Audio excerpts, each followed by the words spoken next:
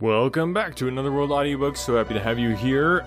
Feels, probably doesn't feel any different to you because I had a bunch of episodes scheduled out, but it's been a while since I've done an episode, and it was very difficult to do this episode because my computer died, it didn't die, but I had to do a hard reset, which lost all my settings for my microphone and my, all the stuff, all my recording software, all the settings were lost, and to re-download everything, reset it up, and it was a headache. So hopefully all the sound sounds good and it's back on the same levels and all that sort of thing, but still adjusting, working with that. And my mic position, every time I move my mic, it feels different and I don't like it. So I get used to the one position. Anyway, but I'm back bringing you another episode of John Carter of Mars. Hope you guys are enjoying it. If you are, let me know.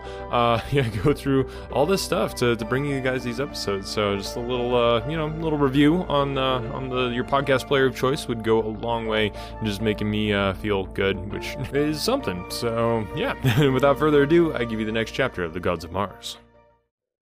Chapter 15. Flight and Pursuit. I could not have been unconscious more than a few seconds, and yet I know that I was unconscious, for the next thing I realized was that a growing radiance was illuminating the corridor about me, and the eyes were gone. I was unharmed, except for a slight bruise upon my forehead, where it had struck the stone flagging as I fell. I sprang to my feet to ascertain the cause of the light. It came from a torch in the hand of one of a party of 4 green warriors, who were coming rapidly down the corridor toward me. They had not yet seen me, and so I lost no time in slipping into the first intersecting corridor that I could find. This time, however, I did not advance so far away from the main corridor as on the other occasion that had resulted in my losing Tars Tarkas and his guards. The party came rapidly toward the opening of the passageway in which I crouched against the wall. As they passed by, I breathed a sigh of relief. I had not been discovered, and best of all, the party was the same that I had followed into the pits. It consisted of Tars Tarkas and his 3 guards. I fell in behind them, and soon we were at the cell in which the great Thark had been chained. 2 of the warriors remained without, while the man with the keys entered with the Thark to fasten his irons upon him once more. The 2 outside started to stroll slowly in the direction of the spiral runway which led to the floors above, and in a moment were lost to view beyond a turn in the corridor. The torch had been stuck in a socket beside the door, so that its rays illuminated both the corridor and the cell at the same time. As I saw the 2 warriors disappear, I approached the entrance to the cell, with a well-defined plan already formulated. While I disliked the thought of carrying out the thing that I had decided upon, there seemed no alternative if Tars Tarkas and I were to go back together to my little camp in the hills. Keeping near the wall, I came quite close to the door to Tars Tarkas' cell, and there I stood with my longsword above my head, grasped with both hands, that I might bring it down in one quick cut upon the skull of the jailer as he emerged. I disliked to dwell upon what followed after I heard the footsteps of the man as he approached the doorway. It is enough that within another minute or two, Tars Tarkas, wearing the medal of a Wahoon chief, was hurrying down the corridor toward the spiral runway, bearing the Wahoon's torch to light his way. A dozen paces behind him followed John Carter, Prince of Helium. The 2 companions of the man who lay now beside the door of the cell that had been Tars Tarkas' had just started to ascend the runway as the Thark came in view. "Why so long, Tangama?" cried one of the men. "I had trouble with a lock," replied Tars Tarkas, "and now I find that I have left my short sword in the Thark's cell. Go you on, I'll return and fetch it." "As you will, Tangama," replied he who had before spoken. "We shall see you above directly." "Yes," replied Tars Tarkas, and turned as though to retrace his steps to the cell, but he only waited until the 2 had disappeared at the floor above. Then I joined him. We extinguished the torch, and together we crept toward the spiral incline that led to the upper floors of the building. At the first floor, we found that the hallway ran but halfway through, necessitating the crossing of a rear room full of green folk ere we could reach the inner courtyard. So there was but one thing left for us to do, and that was to gain the second floor and the hallway through which I had traversed the length of the building. Cautiously, we ascended.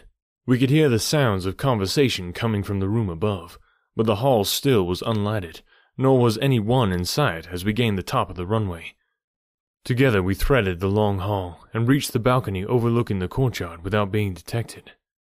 At our right was the window letting into the room in which I had seen Tangama and the other warriors as they started to Tarkis's cell earlier in the evening. His companions had returned here, and we now overheard a portion of their conversation. "What can be detaining Tangama?" asked one. "He certainly could not be all this time fetching his short sword from the Thok's cell," spoke another. "His short sword?" asked the woman. "What mean you?" "Tangama left his short sword in the Thok's cell," explained the first speaker, "and left us at the runway to return and get it." "Tangama wore no short sword this night," said the woman. "It was broken in today's battle with the Thok, and Tangama gave it to me to repair. See, I have it here." And as she spoke, she drew Tangama's short sword from beneath her sleeping silks and furs. The warriors sprang to their feet. "There is something amiss here," cried one. "'Tis even what I myself thought when Tangama left us at the runway," said another. "Methought then that his voice sounded strangely. Come, let us hasten to the pits." We waited to hear no more. Slinging my harness into a long single strap, I lowered Tarkis to the courtyard beneath, and an instant later dropped to his side. We had spoken scarcely a dozen words since I had felled Tangama at the cell door, and seen in the torch's light the expression of utter bewilderment upon the great Thok's face. "By this time," he had said, "I should have learned to wonder at nothing which John Carter accomplishes." That was all. He did not need to tell me that he appreciated the friendship which had prompted me to risk my life to rescue him, nor did he need to say that he was glad to see me. This fierce green warrior had been the first to greet me that day, now 20 years gone, which I had witnessed my first advent upon Mars. He had met me with leveled spear and cruel hatred in his heart as he charged down upon me, bending low at the side of his mighty throat as I stood beside the incubator of his horde upon the dead sea bottom beyond Korad. And now, among the inhabitants of two worlds, I counted none a better friend than Tarkis, Jeddak of the Thoks.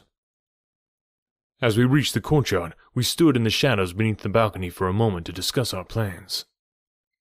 "There be 5 now in the party, Tarkis," I said. "Thuvia, Zodar, Carthoris, and ourselves. We shall need 5 thoats to bear us."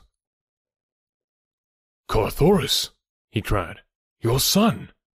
"Yes, I found him in the prison of Shador on the Sea of Omin, in the land of the firstborn." "I know naught of these places, John Carter.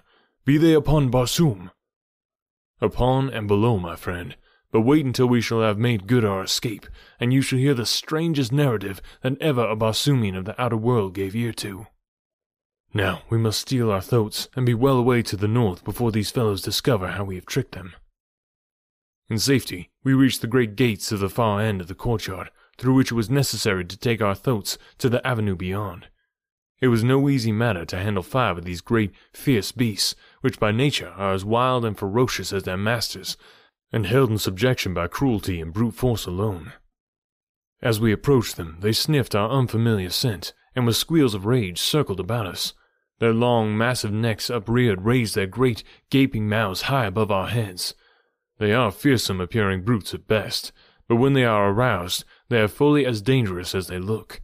The thoat stands a good 10 feet at the shoulder.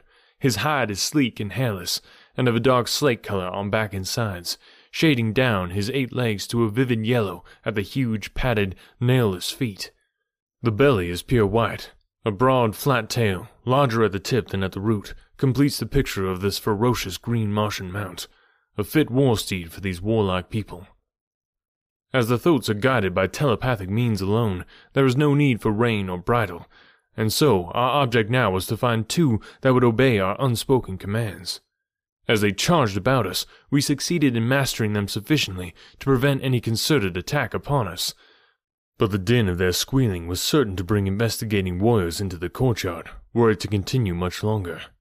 At length I was successful in reaching the side of one great brute, and ere he knew what I was about, I was firmly seated astride his glossy back. A moment later, Tarkis had caught and mounted another, and then, between us, we herded 3 or 4 more toward the great gates. Tars Tarkas rode ahead, and leaning down to the latch, threw the barrier open, while I held the loose thoats from breaking back to the herd. Then together we rode through into the avenue with our stolen mounts, and without waiting to close the gates, hurried off toward the southern boundary of the city. Thus far, our escape had been little short of marvelous, nor did our good fortune desert us, for we passed the outer purlieus of the dead city and came to our camp without hearing even the faintest sound of pursuit. Here, a low whistle, the prearranged signal, apprised the balance of our party that I was returning, and we were met by the 3 with every manifestation of enthusiastic rejoicing. But little time was wasted in narration of our adventure. Tars Tarkas and Carthoris exchanged the dignified and formal greetings common upon Barsoom, but I could tell intuitively that the Thark loved my boy and that Carthoris reciprocated his affection. Zodar and the Green Jeddak were formally presented to each other. Then Thuvia was lifted to the least fractious thoat, Zodar and Carthoris mounted 2 others, and we set out at a rapid pace toward the east. At the far extremity of the city, we circled toward the north, and under the glorious rays of the 2 moons, we sped noiselessly across the dead sea bottom, away from the Wahoons and the Firstborn, but to what new dangers and adventures we knew not. Toward noon of the following day, we halted to rest our mounts and ourselves. The beasts we hobbled, that they might move slowly about, cropping the ochre moss-like vegetation which constitutes both food and drink for them on the march. Thuvia volunteered to remain on watch, while the balance of the party slept for an hour. It seemed to me that I had but closed my eyes when I felt her hand upon my shoulder and heard her soft voice warning me of a new danger. "Arise, O Prince," she whispered. "There be that behind us which has the appearance of a great body of pursuers." The girl stood pointing in the direction from whence we had come, and as I arose and looked, I too thought that I could detect a thin, dark line on the far horizon. I awoke the others. Tars Tarkas, whose giant stature towered high above the rest of us, could see the farthest. "It is a great body of mounted men," he said, "and they are traveling at high speed." There was no time to be lost. We sprang to our hobbled thoats, freed them, and mounted. Then we turned our faces once more toward the north, and took our flight again at the highest speed of our slowest beast. For the balance of the day and all the following night, we raced across that ochre wilderness with the pursuers at our back ever gaining upon us. Slowly but surely, they were lessening the distance between us. Just before dark, they had been close enough for us to plainly distinguish that they were green Martians, and all during the long night we distinctly heard the clanking of their accoutrements behind us. As the sun rose on the second day of our flight, it disclosed the pursuing horde not a half-mile in our rear. As they saw us, a fiendish shout of triumph rose from their ranks. Several miles in advance lay a range of hills, the farther shore of the Dead Sea we had been crossing. Could we but reach these hills, our chances of escape would be greatly enhanced, but Thuvia's mount, although carrying the lightest burden, already was showing signs of exhaustion. I was riding beside her, when suddenly her animal staggered and lurched against mine. I saw that he was going down, but ere he fell, I snatched the girl from his back, and swung her to a place upon my own thoat, behind me, where she clung with her arms about me. This double burden soon proved too much for my already overtaxed beast, and thus our speed was terribly diminished, for the others would proceed no faster than the slowest of us could go. In that little party there was not one who would desert another. Yet we were of different countries, different colors, different races, different religions, and one of us was of a different world. We were quite close to the hills, but the Wahoons were gaining so rapidly that we had given up all hope of reaching them in time. Thuvia and I were in the rear, for our beast was lagging more and more. Suddenly, I felt the girl's warm lips press a kiss upon my shoulder. "For thy sake, O my prince," she murmured. Then her arm slipped from about my waist, and she was gone. I turned and saw that she had deliberately slipped to the ground in the very path of the cruel demon who pursued us, thinking that by lightening the burden of my mount, it might thus be enabled to bear me to the safety of the hills. Poor child, she should have known John Carter better than that. Turning my thoat, I urged him after her, hoping to reach her side and bear her on again in our hopeless flight. Carthoris must have glanced behind him at about the same time and taken in the situation, for by the time I had reached Thuvia's side, he was there also, and springing from his mount, he threw her upon its back, and turning the animal's head toward the hills, gave the beast a sharp crack across the rump with the flat of his sword. Then he attempted to do the same with mine. The brave boy's act of chivalrous self-sacrifice filled me with pride. Nor did I care that it had wrested from us our last frail chance for escape. The Wahoons were now close upon us. Tars Tarkas and Zodar had discovered our absence and were charging rapidly to our support. Everything pointed toward a splendid ending of my second journey to Barsoom. I hated to go out without having seen my divine princess and held her in my arms once again. But if it were not writ upon the book of fate that such was to be, then would I take the most that was coming to me. And in these last few moments that were to be vouchsafed me, before I passed over into that unguessed future, I could at least give such an account of myself and my chosen vocation as would leave the Wahoons of the South food for discourse for the next 20 generations. As Carthoris was not mounted, I slipped from the back of my own mount and took my place at his side to meet the charge of the howling devils bearing down upon us. A moment later, Tars Tarkas and Zodar ranged themselves on either hand, turning their throats loose that we might all be on equal footing.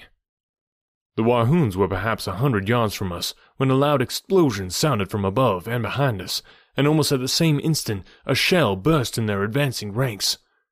At once all was confusion. 100 warriors toppled to the ground. Riderless throats plunged hither and thither among the dead and dying. Dismounted warriors were trampled underfoot in the stampede which followed. All semblance of order had left the ranks of the green men, and as they looked far above our heads to trace the origin of this unexpected attack, disorder turned to retreat, and retreat to a wild panic. In another moment, they were racing as madly away from us as they had before been charging down upon us. We turned to look in the direction from whence the first report had come, and there we saw, just clearing the tops of the nearer hills, a great battleship swinging majestically through the air. Her bow gun spoke again even as we looked, and another shell burst among the fleeing Wahoons. As she drew nearer, I could not repress a wild cry of elation, for upon her bows I saw the device of helium.